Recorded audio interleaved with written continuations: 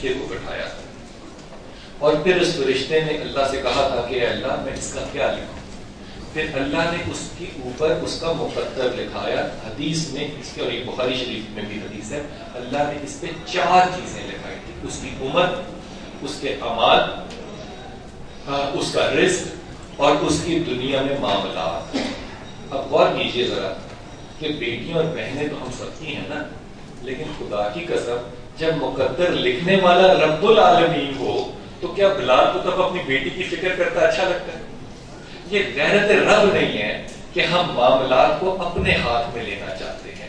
جب یہ فکریں آپ نے چھوڑ دی نا، آپ نے ایمانداری سے ایک جملہ کہہ دیا کہ اللہ میں اپنی ڈور تیرے حوالے کرتا ہوں، تو مجھے صحیح کر، غلط کر، اچھا کر، برا کر، میں تیرے وقت کی قسم کھاتا ہوں کہ میں اپنے آپ کو تجھ پہ سرنڈر کر دوں گا. خدا کی قسم اللہ سوائے رحم کی اور کر ہی کچھ نہیں سکتا. اللہ کی تو مجبوری رحم ہے. کتنا مظلوم خدا ہے. اللہ کی مجبوری رحم ہے. اللہ نے ظلم اپنے پہ حرام کر دیا، لیکن خدا کے ولیو اللہ کے راستے کو بھی تو چھوڑو، راستہ بند کر کے خود کھڑے ہو، اپنی رائے کو زیادہ محکم سمجھتے ہو. اللہ کے رسول نے جب یہ کہا نا کہ وقت آخر میں سے علم کو اٹھا لیا جائے گا، تو اللہ کے فضل سے سارے مولویوں نے ہمیں سمجھایا کہ قرآن کے لفظ مٹا دیے جائیں گے. پھر جب بڑے ہوئے پڑھا تو عبداللہ بن عباس نے ایک بڑی خوبصورت بات کی، کہا کہ علم اٹھنے کا مطلب یہ ہے کہ لوگ اپنی بات کو اللہ اور اللہ کے رسول کی بات پہ فوقیت دیں گے. تو جب مقدر میری بہن، میری بیٹی اللہ نے لکھا ہو تو فکر مجھے اور آپ کو نہیں ہونی چاہیے. فکر کرنے والا اللہ کافی ہے. اللہ کو ایک ہی کام آتا ہے، دنیا چلانا، اور اربوں سالوں سے وہ یہی کام کر رہا ہے. اس میں بھی ہم 70 سال 80 سال کی زندگی میں جو اشاریہ 0.00001% ہے، ہم اس میں بھی آ کے اللہ سے تھوڑا سا پنگا لینا چاہتے ہیں کہ بات سن، تو نے تو دنیا چلانی بڑی اربوں سالوں سے سیکھ لی، لیکن یہ میری ماں اس طرح کر کے دیکھ. یہ تکبر ہے. پھر اللہ کے راستے میں اب کھڑے ہو نہیں سکتے. یہ پتہ اللہ کیا کرتا ہے؟ اللہ رزق تو دیتا ہے، سب کچھ دیتا ہے. پھر سورہ بقرہ یاد کیجیے، خدا کہتا ہے کہ میں دلوں سے خوف اور حزن کو اٹھا دیتا ہوں جب میں وہاں وارد ہوں. اگر دلوں میں خوف اور حزن ہوگا تو خدا تعالیٰ نہیں ہوگا. رشتوں کی فکر کرنا، رزق کی فکر کرنا، نوکری کی فکر کرنا، یہ خوف اور حزن ہے، خوف اور غم ہے. اگر یہ ہے تو اللہ نہیں ہے. رزق لکھنے والا اللہ، دینے والا اللہ، بانٹنے والا محمد. اللہ کیا کہتا ہے؟ میں دینے والا ہوں، اے محمد تو بانٹنے والا ہے. جب بانٹنے والا محمد اور دینے والا اللہ، تو فکر کرنا غیرت رسول پہ شاید 12 گزرے. میرے خیال میں سے احتیاط کرنی چاہیے. کہ آخری جو صورتیں ہیں، سورۃ فلق اور ناس، وہ کس کانٹیکسٹ میں وہ ہوئی، اور جو جادو ٹونے کا جو ہے اس میں کانٹیکسٹ، وہ میں چاہ رہا ہوں اس کا ریزن کیا تھی.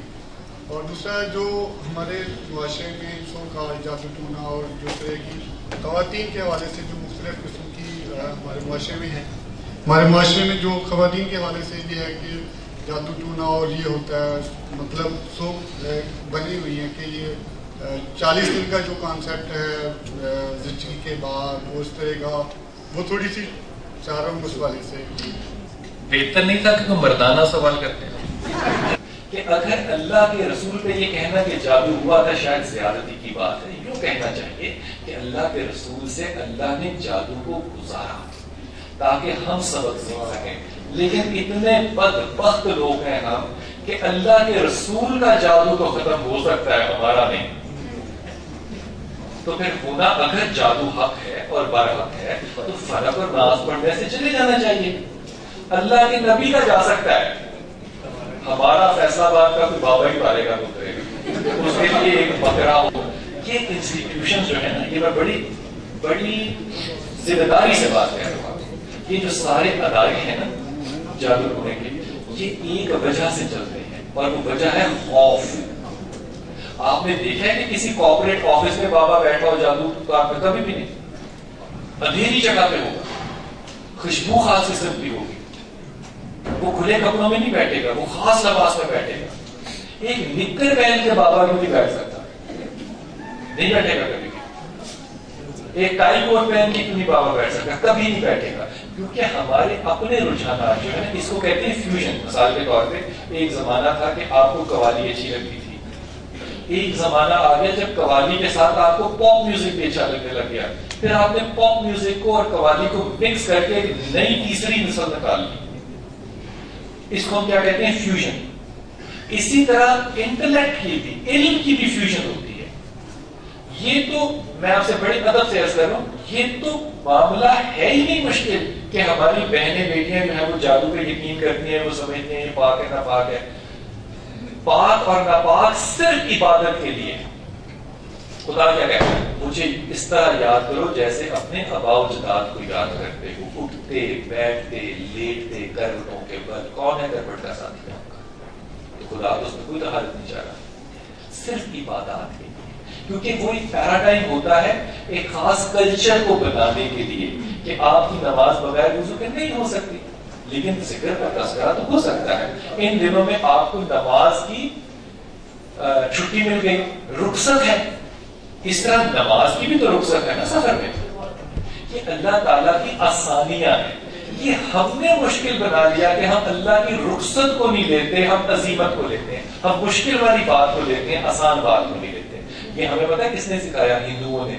کیوں؟ کوئی مندر ہے جو سیدھا زمین پر ہو, ہر مندر پہاڑی کی نکر پر ہوگا. کیوں؟ جتنی مشکل ہوگی, جتنا جہد ہوگا, اتنی ثواب ہوگی.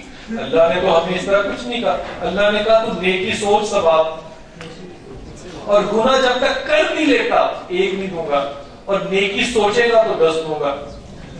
مسلمانوں کا طریقہ اسلامی ہونا چاہیے تھا نا, پہلی بات. دوسری بات, یہ خواتین حضرات خوفناک بات ہے ہی نہیں کہ آپ جادو ٹونے پہ یقین کریں یا نہ کریں. یہ تو بکواس بات ہے, یہ تو ختم ہو جائے گی. کیونکہ اس کے لیے تو آپ کے گھر میں بہت سے آپ کے اختلافات کھڑے ہو جائیں گے. قیامت پتہ کیا ہے؟ کہ یہ ذائچے جو ہیں یہ ہندو یا یہودیوں کے, گریک مائتھولوجی کے کالے جادو ہیں. آپ کالے جادو کے اندر رہتے ہوئے اپنی زندگیوں, شادیوں, نوکریوں کے جواب ڈھونڈ رہے ہیں اور اللہ کا کلام پڑھ رہے ہیں. تو آپ کی تو زندگی ہو گئی ختم. آپ اور کیا رہ لیں گے؟ 25-30 سال زندہ رہنے کی کیا ہو جائے گا؟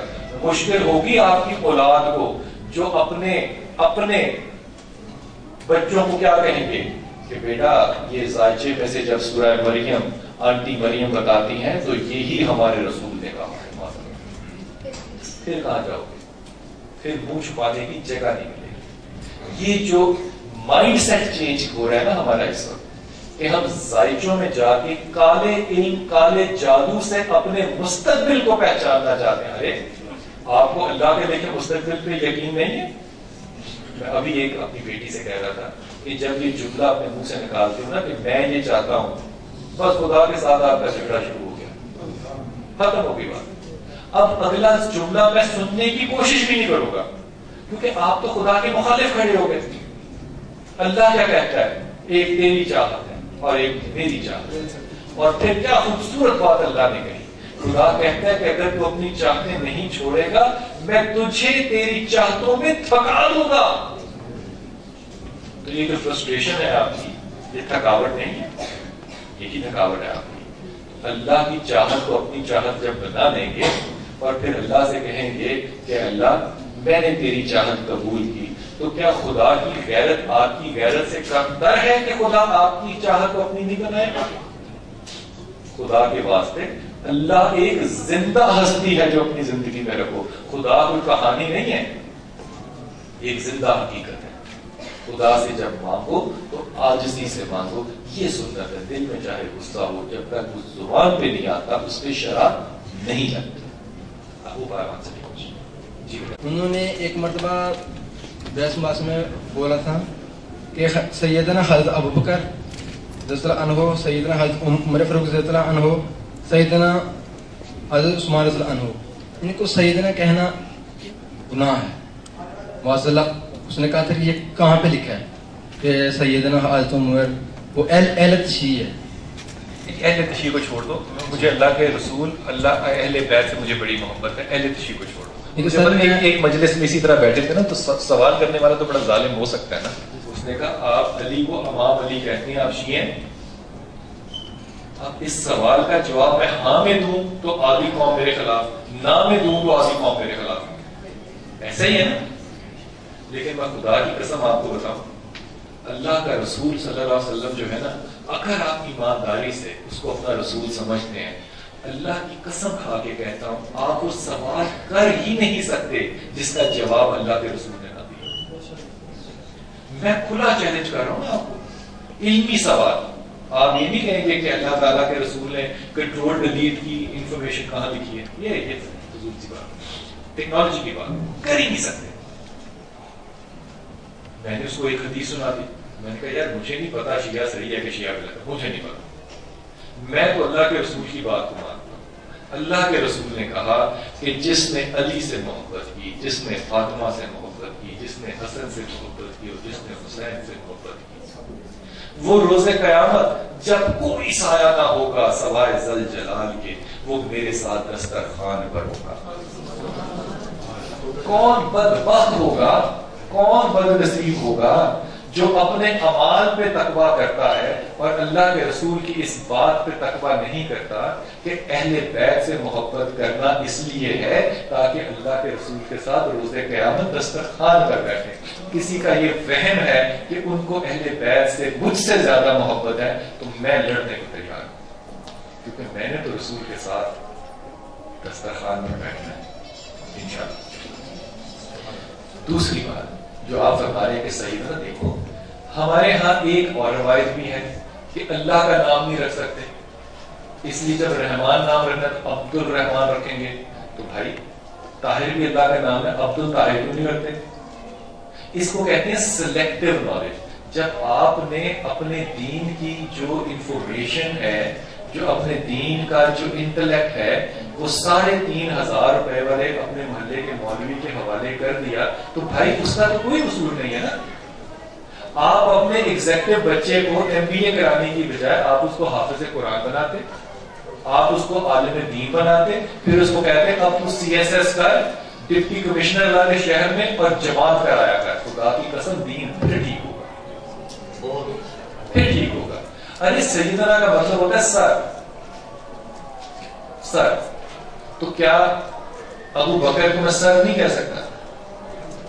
میں حضرت ابو بکر رضی اللہ تعالیٰ عنہ کہوں گا, جناب حضرت ابو بکر نہیں کہہ سکتا. آپ نے کبھی نہیں دیکھا خانہ کعبہ میں جو لوگ بیٹھتے ہیں, جو خطبہ دیتے ہیں, وہ کیا کہتے ہیں؟ ہمارے پیارے رسول. ایک دفعہ کہتے ہیں صلی اللہ علیہ وسلم, پھر کیا کہتے ہیں؟ ہمارے پیارے رسول. تو آپ کہیں گے کہ پیارے رسول کی دلیل کیا ہے, کہاں کسی نے کہا پیارے رسول؟ تو بھائی یہ ذرا معاملہ تھوڑا سا مختلف ہے. اتنی جلدی فیصلے نہیں کر لیتے کہ یہ کہنا گناہ پر ثواب کا فیصلہ خدا تعالیٰ کرتا ہے, ہم لوگ نہیں کر سکتے. اللہ نے تو کیسی کیا نام سے آخری آدمی جنت سے نکالا گیا, حدیث پڑھی نا آپ نے, کھینچ کے سینے کے بل زمین پہ کھینچ کے باہر نکالا گیا, اور پھر اللہ نے کہا کہ جا جنت میں جا. ناف تھی جنت میں جا کے کہتا اللہ نے رش بڑھا. ناک ہے نا, دنیا میں بھی ناک ہی آپ کا پرابلم ہے. اللہ نے کہا اچھا پھر آیا کہتا اللہ نے رش بہت ہے. اللہ نے مسکرا کے کہا اچھا چل میں تجھے اتنی بڑی جنت دیتا ہوں, جس دنیا سے تو آیا میں اس سے 10 گنا بڑی کر دیتا ہوں. جب تو اس دنیا میں اکیلا پھر جو مرضی کرے. پھر اللہ کے رسول نے یہ جب بات کہی تو مسکرائے. عبداللہ بن مسعود اس بات کو راوی کر رہے تھے. اب غور کرنا ذرا کردار پہ. عبداللہ بن مسعود نے جب یہ بات کی تو آپ بھی کھلکھلا کے ہنسے. صحابی نے عبداللہ بن مسعود سے پوچھا کیوں ہنس رہے ہو؟ کہا میں نے رسول کو ہنستے دیکھا. بس میں نے رسول کو ہنستے دیکھا تھا. وہ بھی یوں ہی مسکرائے تھے جب یہ بات سنائی, میں بھی یوں ہی مسکرا رہا ہوں جب یہ بات سنا. تو اللہ کی رحمت پہ بھروسہ کرتے ہیں یار, ڈنڈا لے کے لوگوں کے پیچھے نہیں پڑتے, معاف کر دیتے ہیں. اگر کوئی غلطی کر دیا تو معاف کر دیتے. بھائی میں نے یہ پوچھنا تھا کہ ہمارا محترم مہینہ ربیع الاول کا شروع ہو رہا ہے, تو کچھ لوگ کہتے ہیں کہ 12 ربیع الاول کو ان کی ولادت کا دن منانا چاہیے, اور کچھ کہتے ہیں وفات کا دن منانا چاہیے. تو بس یہ درست ہمیں اس سے آگاہی کرتے ہیں کہ کیا ہمیں اس دن وفات کا